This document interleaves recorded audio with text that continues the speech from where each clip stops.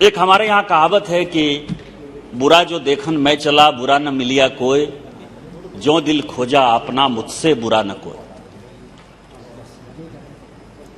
कांग्रेस के मित्र और अपोजिशन के जितने लोग हैं और जितने लोग बोलने वाले हैं सर, मैं उसको एंटीसिपेट कर रहा हूं कि वो पेट्रोल के प्राइस के बारे में निश्चित तौर पर बोलेंगे, महंगाई के बारे में बोलेंगे, पेट्रोल के प्राइस के बारे में बोलेंगे और फिर कहेंगे कि आप 7 साल से हैं, आप क्या कर रहे हैं, आप 7 साल से हैं, क्या करेंगे। लेकिन हम क्या करें सर, क्या करें।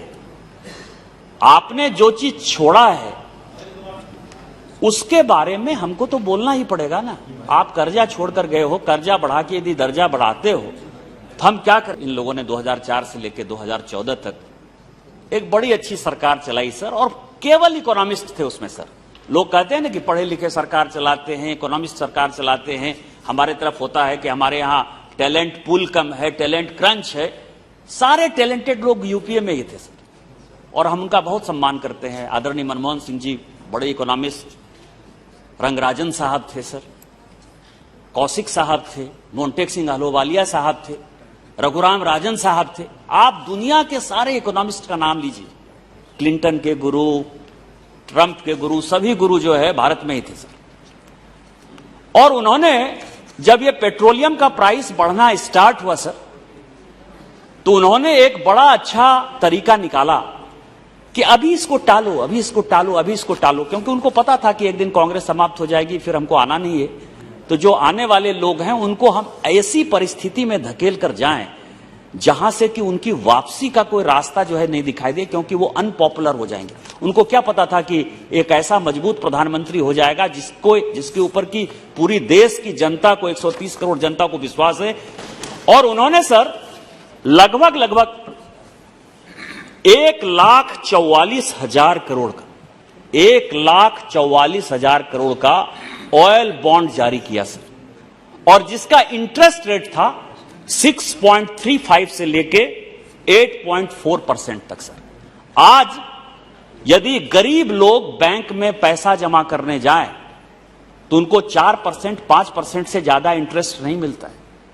जो एम्प्लॉई हैं ईएफओ के, जो कि आप खुद ही मजदूर के नेता हैं सर, यदि आप देखेंगे तो सरकार को 8.5% से उसको डाउन करने की आवश्यकता पड़ रही है, क्योंकि वर्ल्ड मार्केट में जो है हमारा बैंकिंग सिस्टम सस्टेन नहीं कर पा रहा है। आपने बिना किसी सोच के, सारे इकोनॉमिस्ट ने, सारे यूपीए के लोगों ने ये 1,44,000 करोड़ का ऑयल बॉन्ड जारी कर दिया सर। और आप समझें कि इस परिस्थिति में जब ये लौटाने की बात है, जब 2014 से है, क्योंकि कमिटमेंट है सर, भारत सरकार का कमिटमेंट है, देना है, 3 सॉवरेन गारंटी है, 3,22,000 करोड़, 1,44,000 करोड़ रुपया हमने लिया और 3,22,000 करोड़ रुपया हमको लौटाना है सर। यूक्रेन क्राइसिस के बाद आज लगभग वर्ल्ड मार्केट में 130 से 139 डॉलर पर बैरल जो है क्रूड के ऑयल हो गए, दाम हो गए सर। क्या करें, हम भी आप ही की तरह नाटक करें, हम भी आने वाले जो जनरेशन है उनको जो है रोड पर भीख मांगने के लिए पैदा कर दें। हमारे प्रधानमंत्री ये नहीं चाहते। हमारे प्रधानमंत्री जी देश को ये बताना चाहते हैं कि ये सिचुएशन है और इस सिचुएशन में महंगाई बढ़ेगी, पेट्रोल के प्राइस बढ़ेंगे, एलपीजी के प्राइस बढ़ेंगे।